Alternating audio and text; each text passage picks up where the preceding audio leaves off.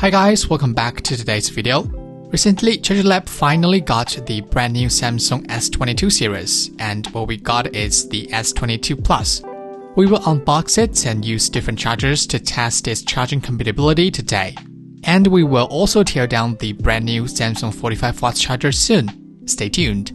Honestly, it's getting a little boring to unbox the phone. It only contains the phone, cable, and some documents inside. You have to buy the additional new Samsung 45W charger. Tear off the front and rear plastic films and turn it on. Let's start from the Samsung chargers. This time we found 37 chargers from 20 to 100 watts, covering all types of chargers, including some USB-A chargers. But most of them has USB-C port. Some of them only support PD protocols, and some of them have added other protocols.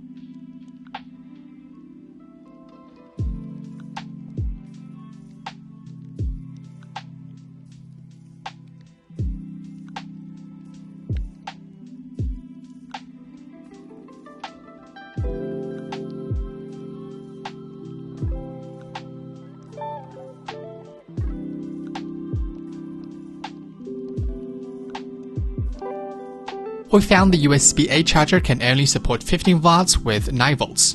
The USB-C charger can be divided into different types. If the charger can only support PD protocol, like the Apple charger, the charging power will be the same as USB-A chargers, which is also about 15 watts. But if you're using the charger that can support the PPS protocol, the power can exceed 20 watts. A small part can reach 35 watts.